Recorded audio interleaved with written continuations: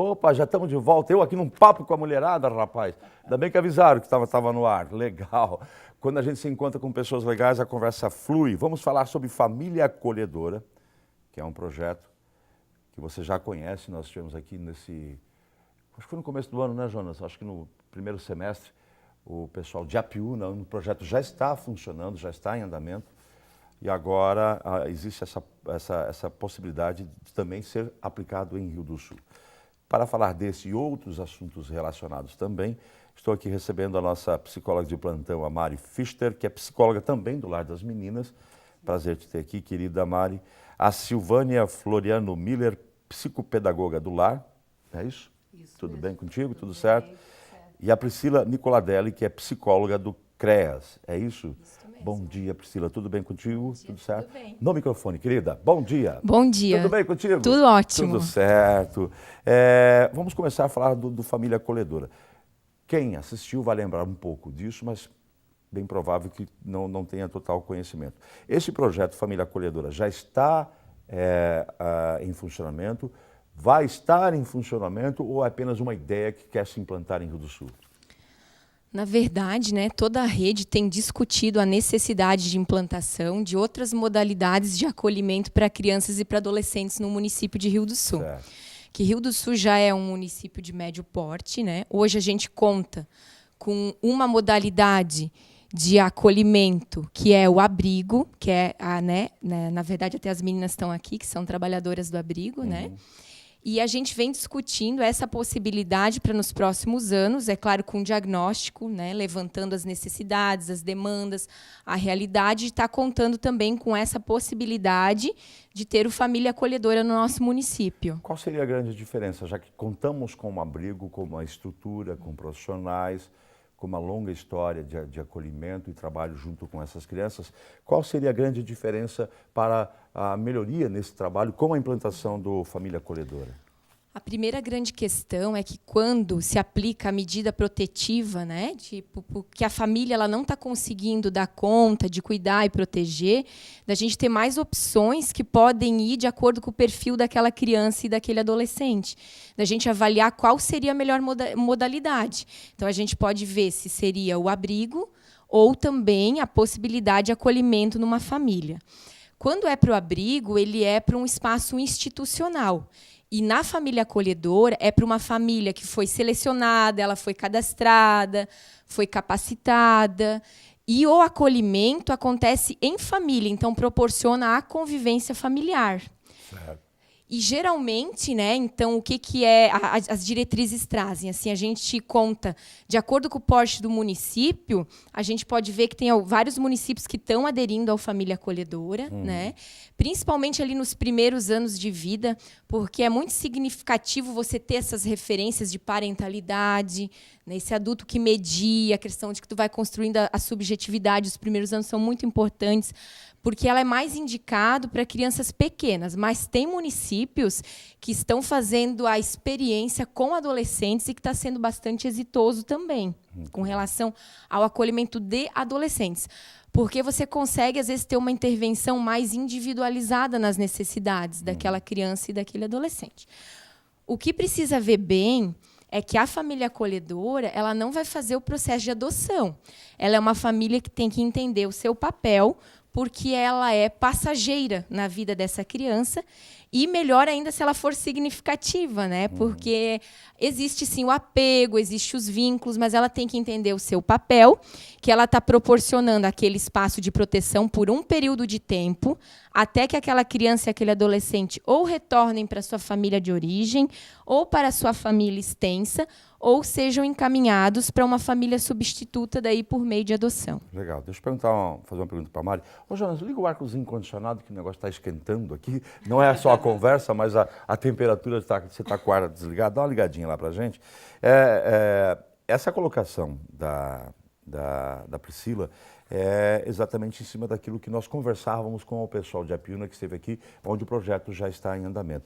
Essa questão desse entendimento, olha que legal, eu vou ser uma família acolhedora, vou acolher, mas não vou ter essa condição de adotar, de ficar com essa criança. São duas coisas que precisam ficar muito claras para a família e para essa criança e esse adolescente, porque você pega principalmente a criança ou o adolescente, que já vem de uma carência afetiva muito grande, de uma família. Ele já está ali, não é por acaso, tiraram de uma família. Não, ele está ali porque a família de origem já estava com vários problemas. Essa criança passou por esses problemas, então já vem com uma carga de carência muito grande. Chega naquela família que é uma família acolhedora, uma família que tem uma condição, não é nem financeira que a gente está falando aqui, não, é uma condição de entendimento familiar, de paz, de acolhimento mesmo. Cara, como fazer isso, tratar isso? Com a família, a família já está consciente disso, mas principalmente com a criança. Como botar isso na cabeça de uma criança? É um processo, né, Chico? Na realidade, que nem a Priscila falou, a gente acaba trabalhando o desenvolvimento com essa família nesse sentido, por ser uma medida excepcional de a criança estar ali. O mínimo de tempo possível para que a gente consiga reestruturar ela ou para voltar para a família extensa ou preparar para a adoção. E trabalhando isso com a criança também no âmbito familiar. Mas quem vai mediar essa situação para nós é a família que foi preparada. Porque neste momento, a equipe profissional, que somos nós, os técnicos, não estaremos envolvidos nessa família. Nós seremos o suporte. Certo. Então, a gente trabalha o desenvolvimento com a família, o apego, porque essa criança vai receber, sim, carinho e atenção e afeto, e ela vai se apegar. Mas quando a criança querer chamar essa pessoa de mãe ou de pai, é onde existe uma limitação de que a pessoa vai dizer, não, eu não sou o seu pai, eu não sou a sua mãe. E a família vai trabalhando com a criança os pontos necessários para que esse vínculo estabelecido seja o menos prejudicial possível, para que quando ela seja encaminhada, ela mantenha o vínculo afetivo, talvez de um contato posterior ou não, mas que ela não saia em sofrimento pela partida, né? Por mais uma perda, porque essa é a nossa preocupação, né? Quando a família acolhedora, as pessoas pensam, sim, vai ter perdas, sim, vai ter perdas, só que a gente trabalha no sentido de que elas não sejam prejudiciais, de que elas sejam significativas de pontos positivos, porque é primordial que a criança, na sua fase de desenvolvimento, ela seja acolhida. Na instituição, isso acaba se perdendo muito por causa do coletivo. A gente tem muitas regras, a gente tem muitos afazeres no dia a dia, e a criança que está na fase de desenvolvimento perde uma parte dessa fase. E é por isso que é primordial o trabalho com a família acolhedora. Deixa eu falar com a psicopedagoga do Lar das Meninas, a Silvânia, que disse, deixa eu falar por que eu não quero falar muito. Mas deixa eu falar uma coisa, Silvânia, você trabalha no dia a dia com as crianças lá do Lar das Meninas, certo? Sim. Aham. Perfeito, maravilhoso, isso é muito interessante. Mas eu vou dar aqui uma opinião, fazer uma pergunta, dando uma opinião, que eu creio de que o que se evidencia bastante com essas crianças e adolescentes é uma carência afetiva. Muito grande. Muito Todos. grande. Isso nós podemos falar assim que são com todos que chegam. E isso, Chico, independente da idade de cada Sim, criança. independente. Carência é uma coisa que acompanha para a vida. Isso. Cada um com a sua particularidade, com a sua história de vida, a carga que eles trazem, né? Da onde eles moravam, como eles conviviam. Então, todos eles vêm com isso, com uma carência afetiva muito grande. E isso nós, enquanto instituição Lar da Menina, né, temos as nossas educadoras, que são as pessoas que são estão no dia a dia, que estão de ponta ali, nos cuidados básicos das crianças, também precisam ser preparados para como que vão abraçar essas crianças, como que vão trazer, amenizar de certa forma, né, tudo aquilo que eles trazem, porque eles vêm com uma negligência grande. Então, nenhum deles quer estar lá, né? Então, a carência afetiva é visível independente da idade. O pessoal quer muito abraço lá. Eles te abraçam pra caramba lá, certo? Muito. Né? É uma hora... Muito. Eles abraçam muito a tia Sil. Muito Muito. bem. Todos eles Você vêm. abraça essas crianças também. Muito. E precisa ser dessa forma. Tem algumas que já estão... Você está há quanto tempo lá? 5 anos. 5 anos. 5 Tem crianças anos. que você já está com elas há 5 anos também. Sim. Né? Porque elas têm até a idade de 18 anos, né? Até 18 anos. Então, tem tem alguns crianças que já estão há algum tempo certo. conosco Tem crianças lá. que já estão há 5 anos e tem crianças que estão um tempo menor contigo, Sim. certo? Você nunca se apegou a ninguém? A gente se apega. Não existe, né? É uma das coisas que eu sempre coloco. Se fôssemos máquinas, não nos apegaríamos. Exato. Mas enquanto seres humanos, a gente se apega sim. Não tem como ser diferente. Mesmo sendo profissional e treinada Mesmo pra sendo isso. profissional. O que a gente sempre frisa muito, até com todos os funcionários, é que esse apego, ele tem que ter um limite. né? Eu não posso transmitir para a criança de que eu sou dela e ela é minha, me pertence. Certo. Porque aí estaríamos fazendo a função Aí dá de um família. sofrimento danado. Isso, então dá um sofrimento. Então, assim, a gente trabalha muito isso, a questão assim, não são nossos, estão aqui para serem cuidados e de tentar dar para eles o melhor possível durante o tempo que eles estão ali. Né? Eu acho que o treinamento é uma coisa fantástica, a teoria é uma coisa fantástica, a prática é uma coisa complicada, é diferente. Deixa eu voltar Bastante. Deixa eu voltar lá com a Priscila. Priscila, a minha preocupação, eu já demonstrei isso lá com as pessoas de Apiúna, e eu acredito no projeto. Primeiro, deixar claro que eu estou aqui com vocês para divulgar o projeto.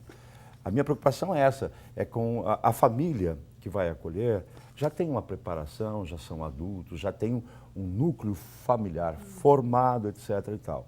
Essa criança, mesmo que seja de maneira passageira, ela vai ficar no mínimo quanto tempo lá? E no máximo quanto tempo? Quanto tempo? No mínimo e quanto tempo no máximo, numa família acolhedora? O mínimo pode ser de um dia. E o máximo? Né? O máximo, na verdade, o que se traz são 2 anos, né?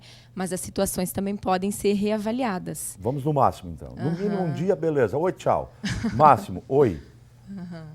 2 anos depois, tchau. Ok. Não é um impacto profundo para essa criança, mesmo que ela saiba que não é passageiro, tudo bem. Olha, é passageiro, tudo bem. Olha, é passageiro, tudo bem. Olha, é passageiro. Não, mas tudo bem. Mas 2 anos dormindo, acordando, almoçando, jantando, café da manhã, compartilhando também sentimentos, porque haverão os sentimentos nesse núcleo familiar. Não complica um pouco essa criança depois de 2 anos que ela vai ter que ir embora? Com certeza, como a Silvana falou, né, as emoções, os sentimentos, as vivências, a convivência, ela acontece.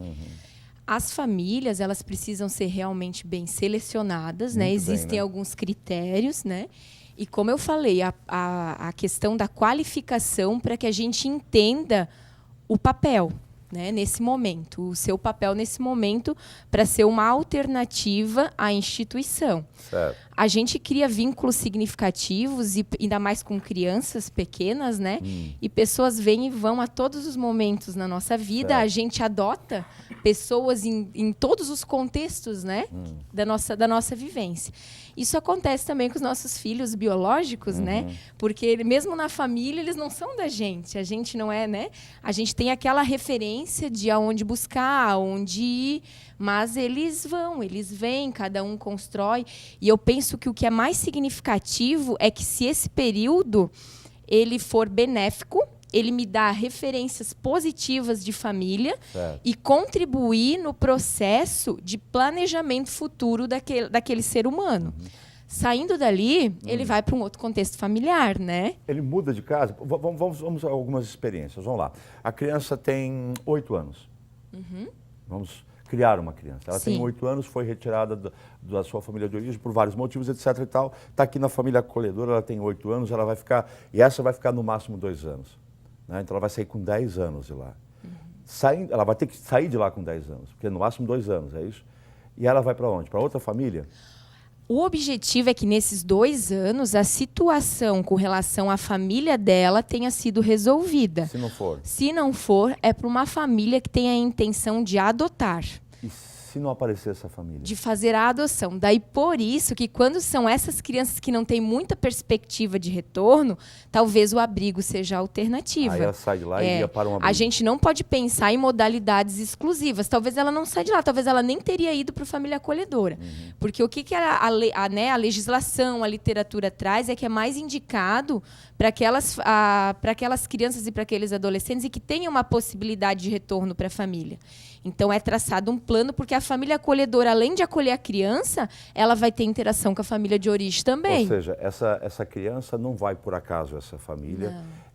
É averiguado todo o perfil dessa criança antes de encaminhá-la. Se é um perfil de uma criança que é para ser adotada e que não vai voltar para a família de origem, dificilmente ela vai para essa família acolhedora. Geralmente ela vai para o abrigo até que, né, possa verificar a situação. Né? É uma maneira muito interessante de ver tudo isso. Tem um objetivo, né? A família acolhedora, ela tem um objetivo, que em primeiro lugar é de propiciar à criança essa referência continuada familiar, que é o que a gente não consegue manter na instituição. Então, assim, dependendo da situação, ela vai para um lado ou para o outro. Mas o objetivo primeiro da família acolhedora é propiciar essa oportunidade para a criança de não perder o convívio familiar. Porque quando ela vai para a instituição, ela vai viver as nossas normas e as nossas regras. A gente tenta fazer o mais aproximado possível que seja uma casa habitual, mas não é. Então, ela não entende o funcionamento. E daí, quando volta para casa, para uma família, ela tem dificuldade de ser inserida novamente no contexto familiar, porque ela viveu regras o tempo todo e no coletivo, e quando ela voltou para uma família, ela está passando por uma dificuldade. Então, esse é o objetivo também da família acolhedora, proporcionar a essa criança a referência familiar. Continue tendo uma referência de família e não de uma briga. Para quando ela voltar para outra casa ou para sua família de origem, ela mantenha o ritmo familiar, que é diferente de um ritmo institucional. Fala, eu quero falar. Fala. A gente tem pensado também, ainda está discutindo, né? Toda a rede de atendimento está discutindo isso ainda, uma possibilidade de uma adaptação também para alguns adolescentes cujos anos de institucionalização também trazem sofrimento. Então, né, que na verdade talvez seria uma modalidade também mais adequada para ter essa alternativa, né, que vão também ficar mais tempo no acolhimento e essa possibilidade. Mas isso a gente está estudando ainda, está discutindo, está... O bom seria se ninguém precisasse disso, né, gente? Mas infelizmente é uma necessidade. É algo que está na humanidade desde a sua origem. Eu acho que é um problema que vem acompanhando a humanidade e é uma coisa que está na sua origem. Agora vamos falar um pouquinho, o que falta, quem é que pode responder isso? O que falta para isso ser implantado em Rio do Sul, que é a família acolhedora? O que está faltando? É para esse ano, claro que não, né? Mas ano que vem, daqui a 2 anos, enfim. O que falta é a questão da legislação, né? A gente precisa, porque, na verdade, ela não é uma remuneração que tem para a família que acolhe. Não pode ser entendido como remuneração. A família não tem nenhum ganho. Ela faz isso realmente como uma forma de voluntariado. O que tem é um valor para as necessidades daquela criança e daquele adolescente. Uma ajuda de custo. Como, por exemplo, né, se você tem o dever de proporcionar a convivência familiar e comunitária, então, para fazer o acesso ao cinema, a questões, né, de material escolar, além de tudo aquilo de proporcionar o que tem na rede, mas aquilo que também você quer além. iPod, né? um iPad, um iPin, não. Se entender como necessário, né? Isso é importante também, né? Importante. O GE faz parte da comunidade, dentro do contexto social. Eles são crianças e são adolescentes, tem que né? estar dentro do contexto, mas enfim. Com moderação, tudo é importante, né? Então, o acesso à tecnologia é importante. Esses detalhes é que estão sendo vistos, então, para que possa ser aplicado em nossa cidade. Isso, e daí o orçamento, né? Porque ele demanda nesse impacto, tem que estar previsto esse... É o município, é o Estado? É o município, é com recurso municipal. De origem da família, da criança, ou o município em que vai ficar essa criança? É um município de Rio do Sul, por exemplo, né? Por exemplo, eu sou uma família de Rio do Sul, acolhedora, o menino vem de Atalanta. Mas aí não vai vir, ele tem que ser... De Rio do Sul? Isso, Da comarca? Não, comarca não. De Rio do Sul. De Rio do Sul, isso, porque o programa, na verdade, não seria um programa, seria um serviço, né? Porque agora ele Rio do Sul. Mas ele seria municipal. Feito em Rio do Sul para famílias de Rio do Sul. Isso. Exatamente. Exceto alguns municípios que fazem consórcios para implantação de serviços regionalizados, mas aí não seria o caso aqui, né? Deixa eu falar de novo com a Sil, né? A tia Sil. Tia Sil. Né? A gente vai partir para um outro assunto, que é a questão do apadrinhamento afetivo. Nós sabemos que o seu Adilson esteve aqui esses dias, essa figura fantástica, né? E ele falou de algumas modificações que aconteceram, de visitação, exposição, que foi uma coisa muito bem acertada também.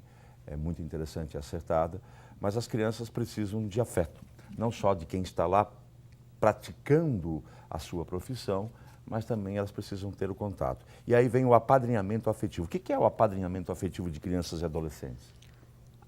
O apadrinhamento afetivo, ele iniciou nesse ano, né? E já, assim, com um sucesso grande. Aí é para quem está na instituição, né? É para quem está na instituição, acima de 8 anos de idade. O porquê acima de 8 anos de idade? Porque é uma criança que já está destituída do poder familiar, né? Já não tem mais a possibilidade de retorno para sua família de origem. e que a gente sabe que demora um pouco para adoção. Pode existir, porque hoje as adoções elas estão acontecendo mais tarde, né? Então isso é muito bom também, mas que a gente sabe que pode demorar. Certo. Então o apadrinhamento vem de encontro a oferecer e garantir à criança e ao adolescente o direito à convivência familiar, que seria o apadrinhamento afetivo, né?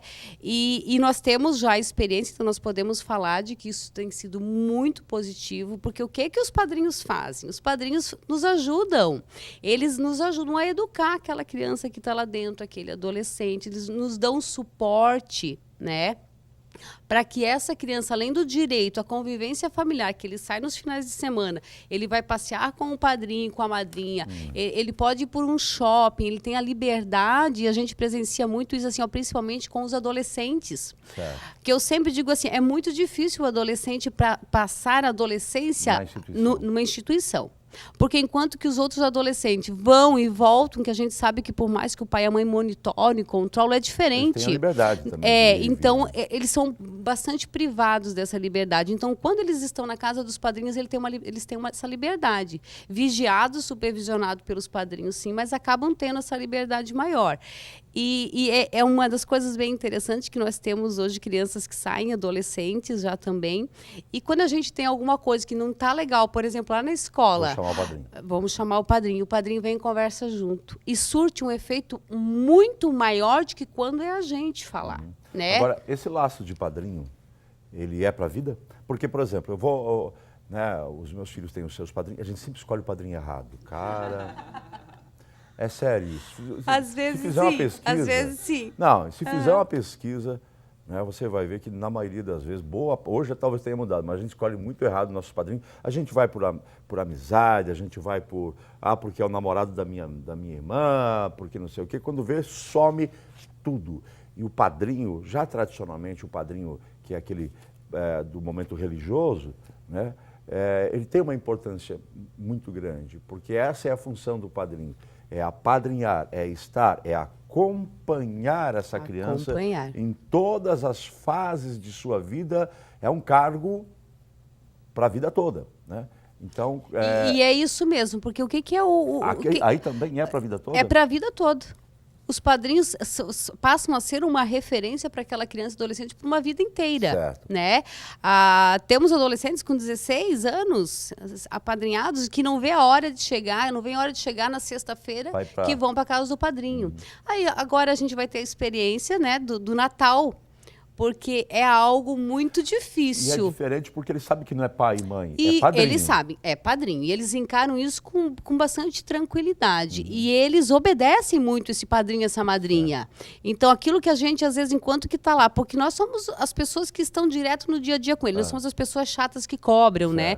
Que estão o tempo inteiro falando. Padrinho, então, assim, quando não surte o efeito, o padrinho consegue aquilo. E às vezes consegue assim, ó, em 2, 3 minutos de conversa. Uma piada. Isso. Porque eles já conseguiram formar um laço afetivo, isso que é o mais importante. A partir do momento que a criança ou adolescente constrói esse laço afetivo com os seus padrinhos, a coisa começa a fluir. Deixa eu fazer uma pergunta e tem que ser uma resposta rápida, porque o nosso tempo já foi. Mas eu quero saber o que é necessário para ser padrinho de alguma criança lá no lar das meninas. Hoje é imprescindível que você tenha um tempo disponível para estar com essa criança. Precisa ser maior de 18 anos e ter uma idade diferenciada de 16 anos do apadrinhado para o padrinho. Certo. Então, a criança precisa ter uma diferença de 16 anos. E hoje é preciso ir ao fórum, passar pelo processo no fórum, né, a levar alguma documentação específica. Eles fazem uma avaliação psicológica e social e são encaminhados para o abrigo. Solteiro ou casado?